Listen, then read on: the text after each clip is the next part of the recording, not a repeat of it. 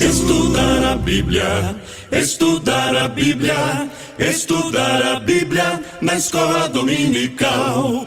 Estudar a Bíblia, estudar a Bíblia, estudar a Bíblia na escola dominical. Vem mais de Deus aprender, fortalece e faz crescer. É domingo de manhã na EBD. A paz do Senhor para os irmãos.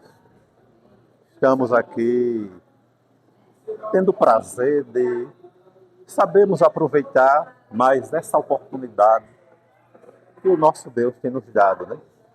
Estamos aqui mais uma vez, alegres, agradecidos, né? Por mais uma rica oportunidade que Deus tem nos dado de estarmos aqui para aprendermos mais do Senhor, para o adorarmos, né? Para o adorarmos. Isso é bom, porque Deus, além de nos dar a oportunidade, nós sabemos aproveitar. Quantos esta hora estão em lugares, fazendo algo desagradável a Deus, né? Perdendo esse tempo precioso.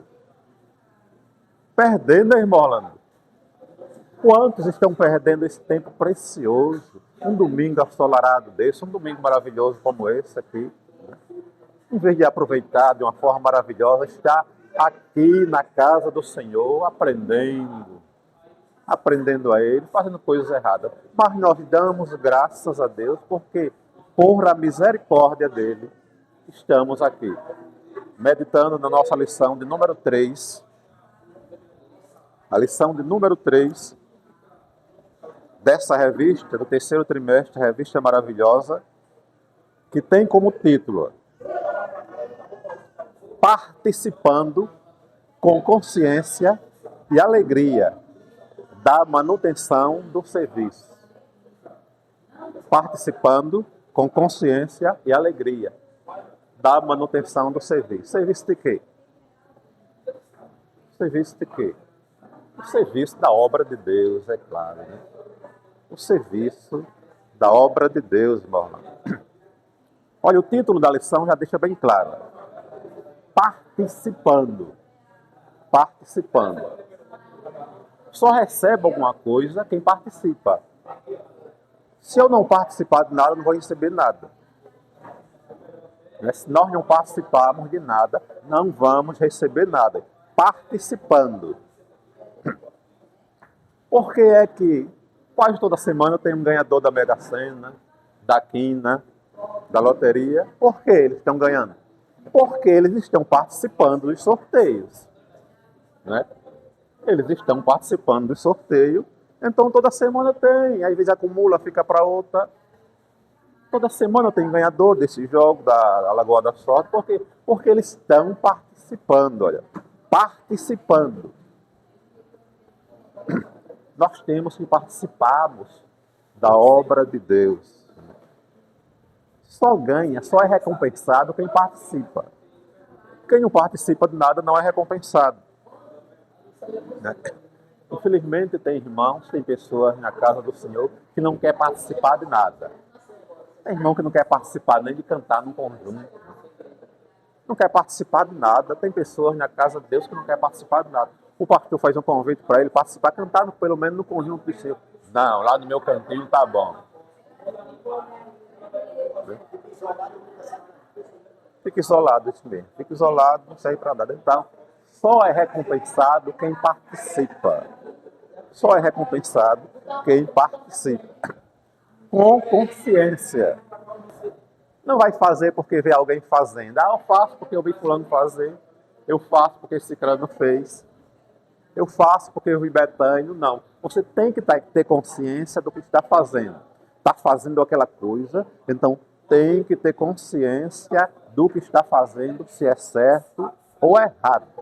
Porque quando você faz, participa com consciência, né? E a outra, e alegria. Fazer as coisas com alegria. Ou como é ruim quando se faz algo com boa vontade, né? Como se faz algo com má vontade, irmão Orlando, é péssimo. Ninguém gosta, né, irmão? Ninguém gosta.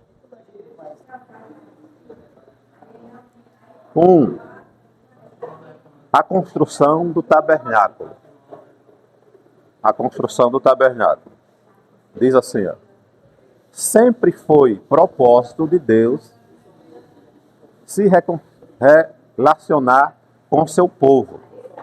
No livro de Êxodo, vemos que o Senhor ordenou que fosse feito o tabernáculo, dizendo: e habitarei no meio deles. E a nuvem cobria o tabernáculo durante o dia, e o fogo estava sobre ele de noite. E a glória do Senhor se enchia, e a tenda da congregação. Isso mesmo. A construção do tabernáculo. Mas sempre foi o propósito de Deus se relacionar com o seu povo. O propósito de Deus foi sempre estar perto do povo, estar junto do povo, do seu povo, do povo dele. Mas o povo, ele tem feito questão de sempre se afastar de Deus. Você vê em toda a história da Bíblia, a história de Israel, sempre Deus se aproximando do povo, mas o povo sempre fazendo algo que desagradava a Deus e que vinha se afastar-se mais. Que vinha se afastar-se mais de Deus, mas o propósito de Deus sempre foi esse. Antes ali no início não tinha igreja, não tinha esses templos como temos hoje, que nos reunimos para adorarmos ao Senhor, né? Não tinha igreja. Mas o propósito de Deus, que queria se fazer presente do povo, aí ele ordenou a Moisés fazer tendas.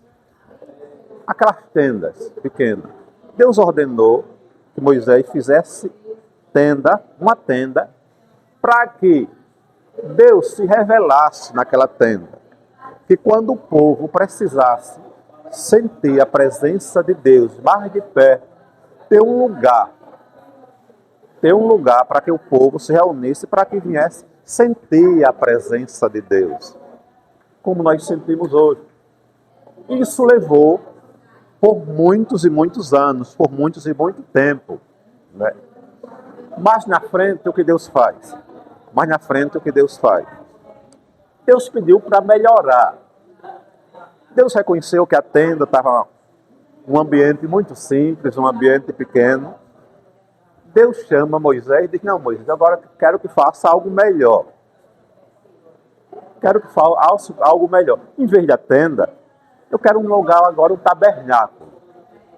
Um lugar agora maior, um lugar mais adequado, do jeito que Deus queria, do jeito da vontade de Deus.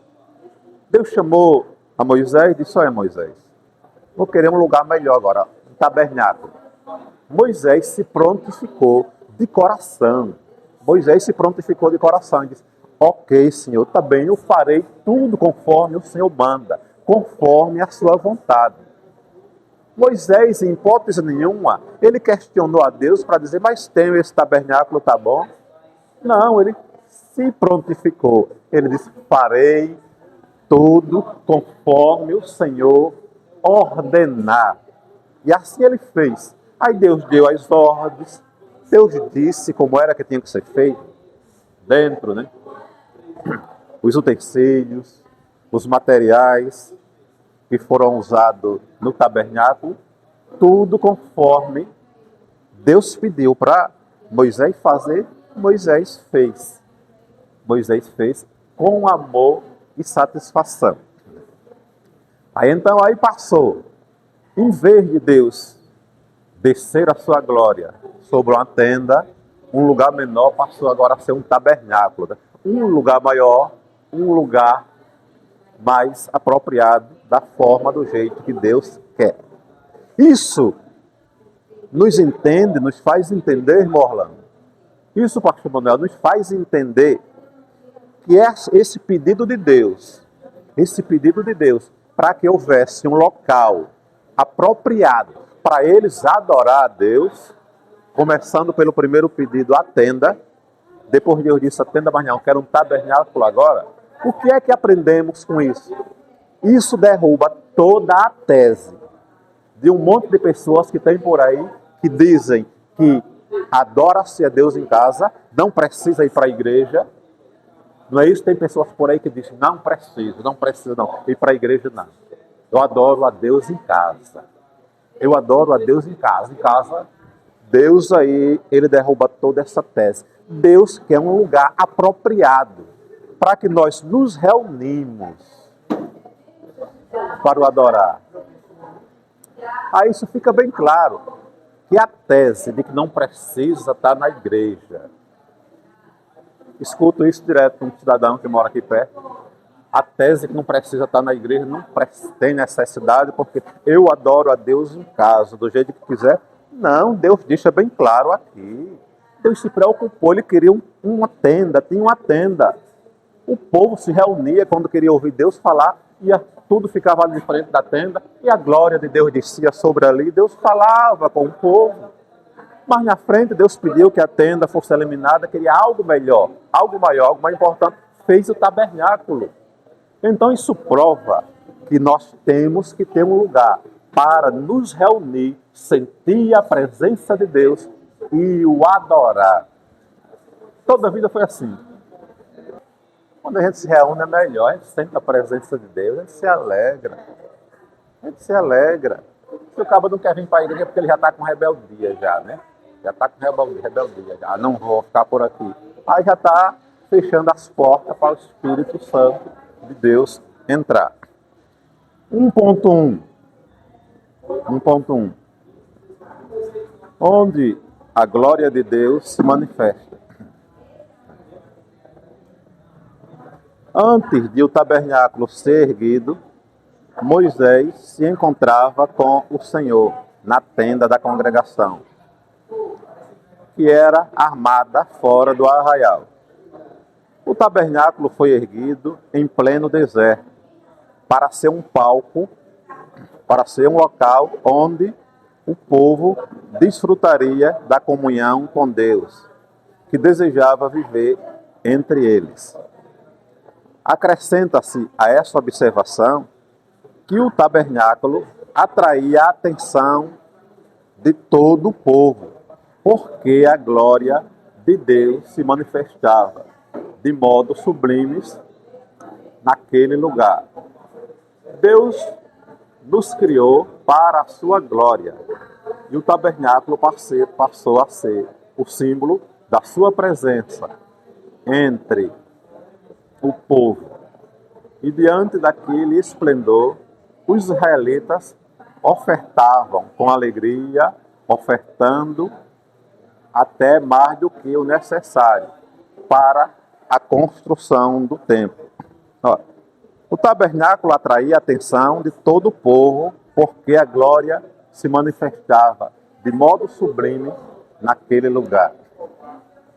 O tabernáculo ele atraía a atenção de todo o povo, todo Israel. Por quê? Porque a glória de Deus descia. Durante o dia, irmão, nesse calor, estava aquela nuvem lá. Aquela nuvem não tinha sol, não tinha calor. Aquela nuvem cobrindo ali o tabernáculo e onde o povo estava. Que coisa maravilhosa. Aquele vento suave passando, era protegido. Durante a noite vinha uma coluna de fogo.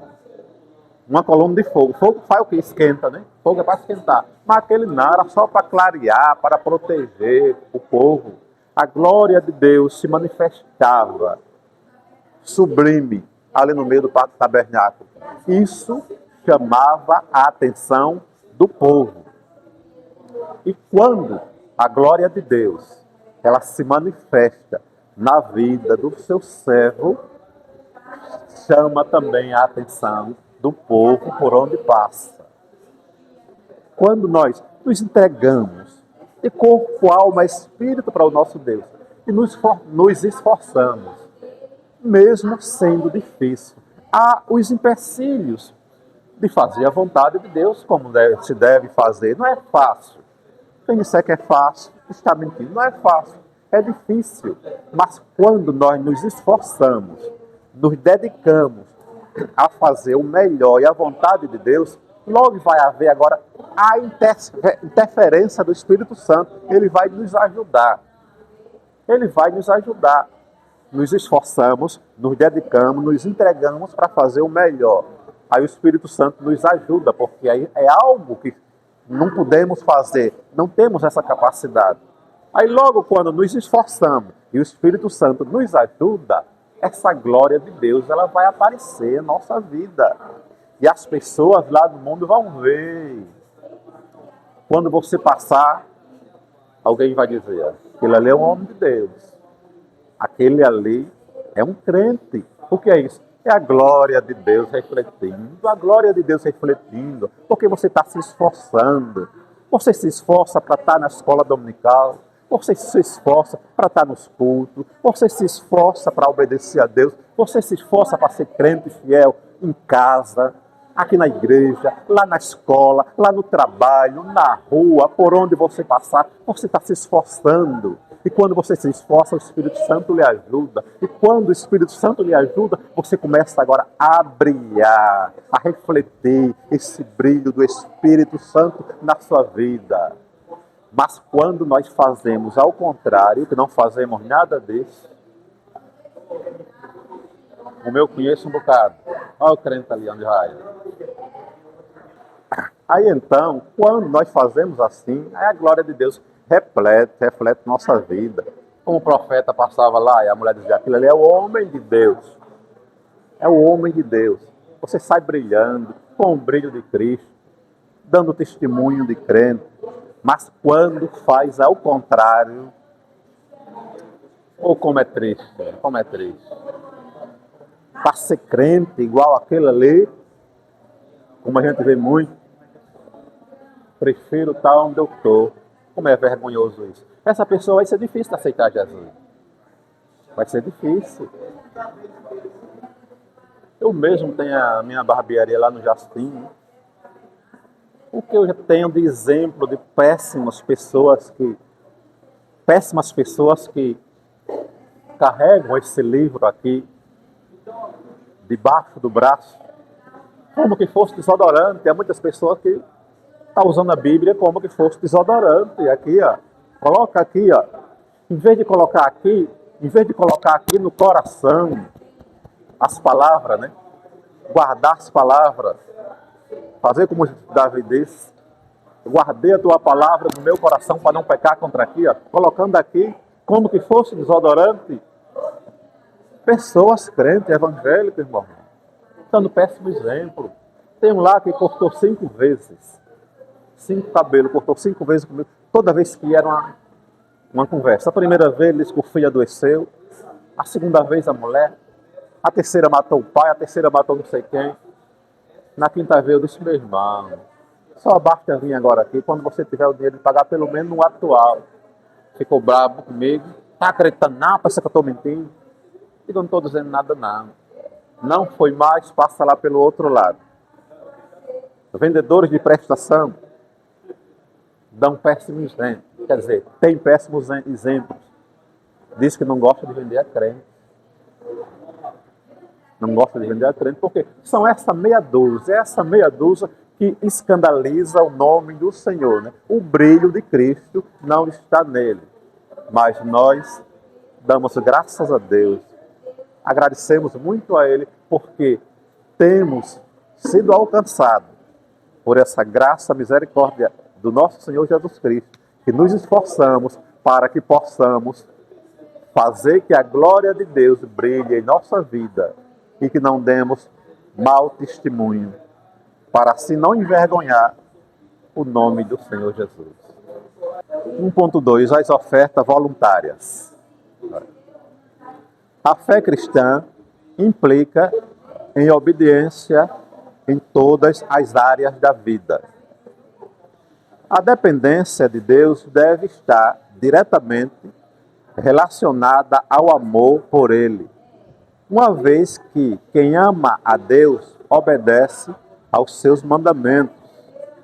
Os israelitas obedeceram à ordenança que Deus deu a Moisés para a construção do tabernáculo. participando daquele grande e belo projeto, com ofertas voluntárias. As ofertas foram tantas que os artífices interromperam o trabalho para comunicar a Moisés o que estava ocorrendo. As ofertas voluntárias. As ofertas voluntárias, o povo começaram a dar com amor. A fé cristã, ela implica em obediência, e obediência em todas as áreas da vida. A fé, ela começa com a obediência. Se você não obedecer, não vai ter fé. Um cara desobediente, ele não vai ter fé, ele vai fazer o que ele quer, né? E quem ama a Deus, como disse Jesus, guarda os meus mandamentos. Jesus disse: aquele que me ama, guarda os meus mandamentos. Então, o que foi que Moisés fez? Pediu ao povo que levasse as ofertas alçadas e as ofertas voluntárias. As ofertas alçadas e as ofertas voluntárias, que era para a construção do templo. As coisas de Deus. Quem é que tem que contribuir com as coisas de Deus? Somos nós ou as pessoas lá do mundo? Somos nós os crentes. Vê que Moisés não foi pedir para as pessoas das nações pagãs, não. Quando foi para construir o tabernáculo, Orlando, Deus pediu que Moisés pedisse para o povo que quem? O povo dele, os israelitas, os crentes, que eles levassem as ofertas alçadas e as ofertas voluntárias. As ofertas alçadas eram o que? Era aquelas que era dada aquelas contribuições em dinheiro, as alçadas. E aí voluntária era você levar um material, levar uma coisa, levar outra, para a construção do templo. Aí olha o que aconteceu. Moisés pediu para o povo levar essas ofertas para construir o templo, não, o tabernáculo. O povo se alegrou muito com isso. O povo gostou. Vamos construir um tabernáculo para que a glória do Senhor possa descer sobre ele e que nós nos reunimos para sentir a presença de Deus de perto. Aí todo mundo começou a contribuir com as suas ofertas alçadas, dando aquilo que dava com fé, dando com fé, se esforçando. Às vezes dava até aquilo que não podia, porque ele sabia que estava abençoando a obra de Deus. Às vezes dava até sem poder, mas fazia aquele sacrifício e Deus honrava. Aí eu chegava com a madeira, precisava muito de madeira, outro chegava com tijolo, outro chegava com areia, outro chegava com material, aqueles material da época para construir o tabernáculo. E os artífices, os homens que construíam, vamos falar os pedreiros, os arquitetos, os mestres engenheiros, começaram a observar. Rapaz, já tem muita coisa. Eu acho que dá para construir 2, 3 tabernáculos. Já tinha tanta coisa ali, tanto material que já estava atrapalhando. Atrapalhando o quê? O espaço, já estava ficando sem espaço. Aí eles disseram, tem muita coisa, vamos falar com Moisés. Tiveram que ir lá até Moisés e disseram, Moisés, tem coisa demais, já está ficando até sem espaço lá para a gente trabalhar. Moisés disse, eu vou lá presenciar. Quando Moisés chega lá, que presencia, Moisés se alegra. Moisés se alegra. Tinha material demais, tinha material sobrando. Tinha material demais sobrando. Moisés se alegrou porque Moisés viu a boa vontade do povo. Moisés chegou lá, viu material demais sobrando. Pelo que a gente vê, dava para 2 templos ou mais. O povo tinha ofertado mesmo. O povo se disposto, ofertado mesmo, e tinha material para construir, quem sabe, 2 templos ou mais. Aí Moisés, muito alegre, muito satisfeito, vai até onde o povo disse, tá bom. Tá bom. Tá bom, já tem demais já. Aí Moisés teve que pedir para que o povo não trouxesse mais material, não trouxesse mais as ofertas alçadas, porque já tinha muito. Que maravilha, que coisa boa, Estava sobrando, a Moisés ir lá pedir parar, enquanto hoje a gente tem que suplicar. Meu irmão, estamos precisando, a obra de Deus está precisando. contribua. Quanto hoje o pastor tem que suplicar, pedir, porque os irmãos estão se amarrando. Os irmãos não estão querendo abençoar, quer dizer, uma boa parte, né? Se amarrando, o pastor tem que estar ensinando, pedindo. Enquanto lá, naquela época ali, Moisés foi pedir para o povo parar de ofertar, porque tinha demais, estava em abundância o material para construir o templo. Isso é bom, isso é maravilhoso. 1.3. 1.3. A alegria em contribuir. Moisés recebeu a ordem de construir o tabernáculo, um lugar de culto a Deus. O povo hebreu compreendeu que ali seria a habitação de Deus entre eles, e toda a manhã levavam muitas ofertas voluntárias para a construção do santuário. Quando os artesãos perceberam que as ofertas excediam o necessário para a obra que o Senhor lhes ordenava que fizera, eles comunicaram o fato a Moisés, que proibiu o povo de fazer as ofertas, porque já tinha demais. Porque, como diz em cima, alegria em contribuir. Alegria em contribuir. Né? Quando se faz com alegria, é bom demais. E é o que Deus nos adverte lá. Lá em 2 Coríntios 7, onde ele diz que nós devemos contribuir segundo o nosso coração, não com tristeza. Não com tristeza. Pegar aqui, eu vou contribuir, mas sei não, mas isso aqui ia me fazer falta, tal, estou precisando comprar aqui. Nem dê, é melhor não dar. Deus não recebe assim. Deus não recebe. Dê com alegria. Pega a sua contribuição, a sua oferta, o seu dízimo, leve aos pés do Senhor. Não dê como se você estivesse sendo constrangido a dar, como que você estivesse sendo obrigado a dar. Dê de coração, eu vou dizimar, eu vou levar o dízimo do Senhor, porque para que eu possa dizimar, primeiro Ele me abençoou. Eu só dizimo porque sou abençoado. Eu só dizimo porque eu recebi. Se eu não recebo nada, se eu não trabalho, não recebo nada, eu não vou dizimar. Então eu vou dizimar porque Deus primeiro já me abençoou. Quantas das vezes nós estamos desempregados e dobramos o nosso joelho e diz: Senhor, abre as portas de emprego para mim. Eu quero devolver o teu dízimo. Aí Deus honra. Deus abre as portas de emprego, você é abençoado. Aí na maioria das vezes esquece. Esquece. Aí o Espírito Santo logo vai lá no coração dele, na mente dele, e diz: cadê o dízimo do Senhor? Né? Aí ele, às vezes, se esquiva. Aí, às vezes, quer dar triste, aí o Espírito Santo diz: não, dê com alegria. Aí a gente devemos dar com alegria. Estava sobrando, e Moisés pediu para parar, porque já tinha oferta voluntária demais. Isso é bom, isso é maravilhoso. O 2. A restauração do templo. O tabernáculo esteve entre o povo de Deus durante toda a caminhada pelo deserto. Anos mais tarde, foi substituído pelo majestoso templo, idealizado pelo rei Davi e edificado por seu filho Salomão. Com o passar do tempo, a construção foi deteriorada e alguns reis de Judá passaram para perseverar a verdadeira adoração, exortaram o povo a ofertar para a restauração do templo do Senhor. Ao passar do tempo, o tabernáculo começou a já ficar um pouco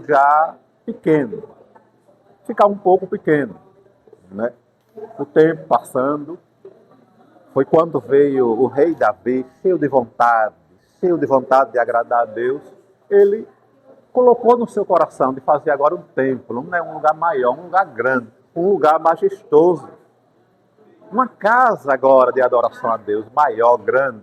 Agradou a Deus. Só que Deus disse: olha, Davi, você não vai construir esse templo. Não vai ser você, porque você é um homem de guerra. Você derramou muito sangue, então deixa que o teu filho Salomão constrói. Salomão constrói. Assim Davi o fez. Idealizou, projetou, mas Salomão foi quem construiu o majestoso templo, o templo do Senhor. Só que ao passar do tempo, ao passar dos anos, né, os reis de Judá, os reis de Israel que assumiram, foram se desviando de Deus, deixando que outras práticas pagãs entrassem no território de Israel e abandonaram o templo. Eles abandonaram o templo foi desabando, o templo foi ficando para trás, ficando velho, ficou desarmado. Então, três reis de Israel, 3 reis de Judá, eles cuidaram bem do templo. Esses homens fizeram a vontade de Deus e cuidaram.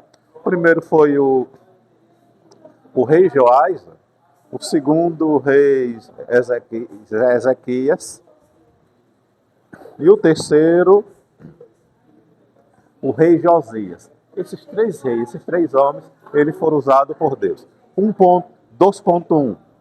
A restauração do templo nos dias do rei Joás. Joás, rei de Judá, viveu dias de prosperidade, enquanto teve o sacerdote Joada ao seu lado, pois o monarca não tinha habilidade para reinar por sua naturalidade. Antes, a adoração a Baal havia intensificada entre os hebreus, de tal forma que não houve preocupação de manter a conservação do templo do Senhor, que estava em destroços. O rei Joás, então, estimulou o povo, ao sacerdote, a coletar ofertas para custear a reforma do templo e renovar a aliança com Deus. Joás. Joás foi o primeiro rei depois que o templo estava deteriorado, né? E ele, juntamente com o sacerdote Joiada, ao seu lado, um homem de Deus. Olha, quando se tem uma pessoa, um homem de Deus ao seu lado. Joás, diz a Bíblia, que ele não tinha experiência de governar.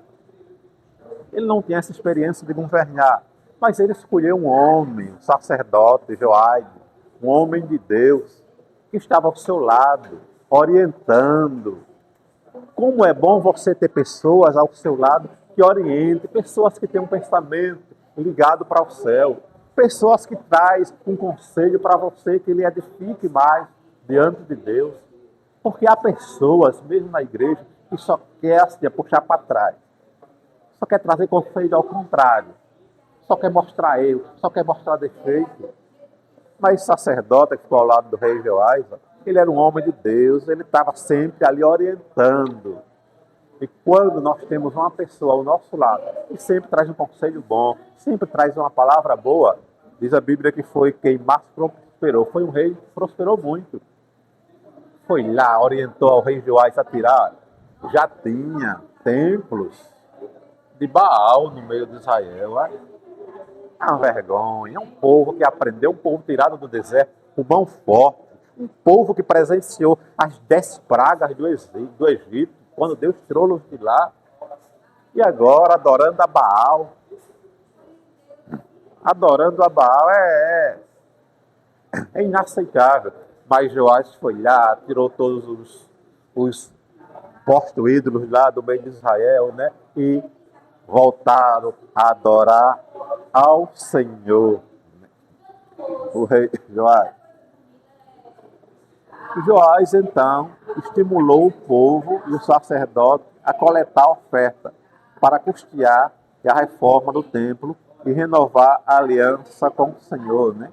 Ele estimulou o povo, vamos coletar oferta, mas sempre precisa de dinheiro para tudo. Né? A obra de Deus está sempre precisando, necessitada, né? E ele ajeitou o povo, né? Estimulou o povo e eles trouxeram a oferta novamente e custearam, reformaram o templo novamente do Senhor. 2.2. A restauração do templo nos dias do rei Ezequias. Já o rei Ezequias aqui. os 3 reis. Ezequias foi um dos melhores reis de Judá. No primeiro mês do seu reinado, Ezequias abriu os portões do pátio do templo e mandou consertá-lo. Diferente de seu pai, de seu perverso pai, o rei Acais, Ezequias procurou seguir os caminhos de Davi. Ele esforçou para eliminar a idolatria do meio do povo, procurando fazer o que era reto aos olhos do Senhor. Ezequias restabeleceu o verdadeiro culto em Israel, tendo o cuidado de reunir os sacerdotes e os levitas para procurar uma nova aliança com Deus. Ezequias fez importante reforma no culto, na adoração a Deus. Isso provocou um grande avivamento entre os israelitas. Olha, o rei Ezequias foi um dos melhores reis de Israel. No primeiro mês do seu reinado, Ezequias já abriu as portas dos portões do pátio. No primeiro mês, assim que assumiu, no primeiro mês, o rei Ezequias já abriu as portas dos portões do templo que estava abandonado e já começou a reconstruir, a reformar. No primeiro mês. Isso mostra que quando nós temos de fazer algo, faça logo. Quando nós temos de fazer algo, você sabe qual é o seu papel na casa de Deus, você sabe o que tem de fazer, então faça logo, não fica aquele negócio, não, mas eu vou fazer, depois eu vou fazer, depois eu faço. Não, o que tem de fazer, faça logo. O rei já começou, no primeiro mês já começou trabalhando, mostrando o serviço. E a Bíblia diz que ele foi um dos melhores reis. Josias ordenou que todo o dinheiro arrecadado fosse usado para reparar a casa do Senhor. Ele ordenou todo o dinheiro que foi arrecadado. Não teve ambição, não teve negócio de tirar a parte dele. Olha, diferentemente de seu pai, de seu perverso pai, o rei Acais, Ezequias procurou seguir os caminhos de Davi. Diferentemente do que fez o rei Acais, o pai dele, foi um rei perverso. Enquanto o filho, o rei Ezequias, recebe o nome de que foi um dos melhores reis, o pai dele, a Bíblia diz que foi um rei perverso. Ele fez diferente do pai. Isso mostra que o filho, ele não segue os maus conselhos dos pais. Só segue se ele quiser. Se ele quiser. Eu já vi filho dizer, não, mas eu sou assim porque meu pai era assim. Não, você é assim porque você quer ser assim. Você quer ser assim. Seu pai deu péssimos exemplos, você segue se quiser. Eu vou fazer diferente. Olha o rei. Um dos melhores reis não seguiu os conselhos do pai, porque o pai foi um péssimo rei, um rei perverso. Então, o filho só segue se quiser. Ezequias estabeleceu o verdadeiro culto em Israel, tendo cuidado de reunir sacerdotes, levitas, para propor uma nova aliança com Deus. Um ponto principal. Ezequias restabeleceu o verdadeiro culto ao Senhor, tendo o cuidado em reunir os sacerdotes, os levitas, para propor uma nova aliança. O rei Ezequias, ele reuniu os levitas, os sacerdotes, para organizar ali a obra de Deus, aquela construção, o templo, mas ele teve o cuidado. O texto diz que ele teve o cuidado. Isso mostra que quando nós formos fazer algo, tudo que nós formos fazer, temos que ter o cuidado. Temos que ter o cuidado para não beneficiar mais a um e menos ao outro. Ele aqui teve o cuidado. Ele teve o cuidado aqui. O pastor vai fazer alguma mudança na igreja, vai fazer alguma mudança, mudar alguma coisa. Então, ele vai ter que parar, ele vai ter que pensar e ter o cuidado de não beneficiar mais a um e menos ao outro. De fazer que agrade mais a um e desagrade ao outro. É claro que nós não podemos agradar a todo mundo. É impossível agradar a todo mundo. Mas quando você tem o cuidado naquilo que vai fazer, tem um cuidado de não desagradar, você vai chegar a perto do perfeito, vai chegar perto de fazer a coisa certa.